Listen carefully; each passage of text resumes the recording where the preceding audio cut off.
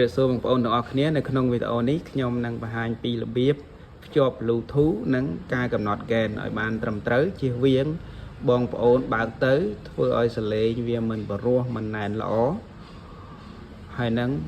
ការកំណត់ gain ឲ្យត្រឹមត្រូវធ្វើឲ្យ speaker យើងប្រើប្រាស់បានយូរអង្វែងផងដែរតោះឥឡូវយើងកុំឲ្យខាតពេលយើងចូលទៅភ្ជាប់ Bluetooth ទាំងអស់គ្នា speaker ខ្ញុំបើកឲ្យស្រាប់ខ្ញុំជឿថាបងប្អូនគេបើកនេះប៊ូតុងបិទបើកវានៅខាងក្រោមហ្នឹងតើឥឡូវយើងចូលទៅដើម្បីភ្ជាប់ Bluetooth វាបានចុចវាមួយហើយបង move យកពាក្យថា setting នេះចុចវាមួយទៀតមកបងឃើញ Bluetooth 3នេះបងទៅបងចង់ភ្ជាប់ចម្រៀងចាក់គឺទៅចុច alert នេះបង BT audio pairing នេះហើយបើសិនជា BTTWS channel នេះគឺសម្រាប់ភ្ជាប់ speaker on 1 MK2 2ចូលគ្នាដោយអត់ប្រើខ្សែហើយខាងក្រោម BT control នេះគឺយើងសម្រាប់បញ្ជាប់ app បាទយើងអាចជាវាតាមរយៈ app របស់វាបានតែវីដេអូក្រោយខ្ញុំនឹងបង្ហាញពីរបៀបបញ្ជាប់ app និងពីរបៀបសេរីតាម app បានតោះឥឡូវយើងភ្ជាប់ Bluetooth ចាក់ចម្រៀងធម្មតាសិនចុចវាខាងលើនេះមកនេះជាជ្រើសយក BT audio pairing ពេលយើង move វាឡើងចំប្រអប់នឹងហើយយើងចុចវាមួយមក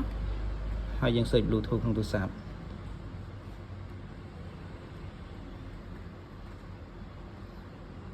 នេះបងប្អូនឃើញ Aeon 1 MK2 ចុចលើវាមកបាទប៉ុណ្ណឹងមកជាប់ហើយពេលជាប់ហើយវាលោតអញ្ចឹងយើងចុច back មកវិញមកហើយបងប្អូនភ្ជាប់ Bluetooth អញ្ចឹងធម្មតា Bluetooth វានៅ channel លេខ 5 បងប្អូនឃើញសញ្ញា Bluetooth ទេ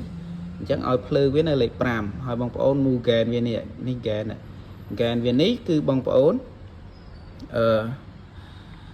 move យកត្រឹមដក18មកបានហើយអញ្ចឹងកាលណាបងប្អូនដាក់កំណត់ gain ប៉ុណ្ណឹងមកវាអត់លើស limit ហើយ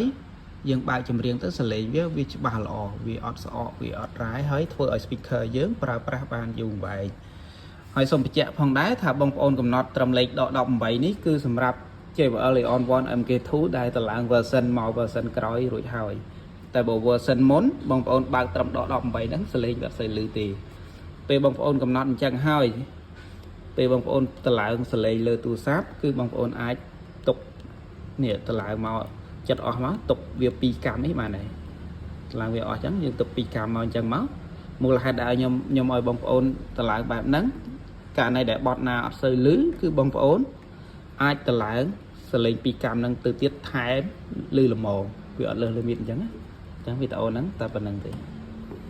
ហើយនេះដើម្បីសេរីផ្សេងទៀតបងប្អូនបើក gain ត្រឹមដក18ហ្នឹងហើយបងប្អូនចង់បើកបាសយើងអាចកំណត់ត្រឹម 0.0 អញ្ចឹងមក mid ដូចគ្នាអាចយក 0.0 នេះ mid ណាយើងយក 0.0 មកហើយ treble ដូចគ្នាយើងមូលយកត្រឹម 0.0 មកបានហើយនេះ treble នេះបងចង់ឮសលេងរៀងស្រួយលះបងប្អូនអាចថែមតិចទៀតបានអាចត្រឹម3 ចុចអីបានប៉ុន្តែបើសម្រាប់ខ្ញុំគឺត្រឹមនេះគឺល្មមអញ្ចឹងបងប្អូនធ្វើតាមហ្នឹងមកគឺអត់ពិបាកទេហើយ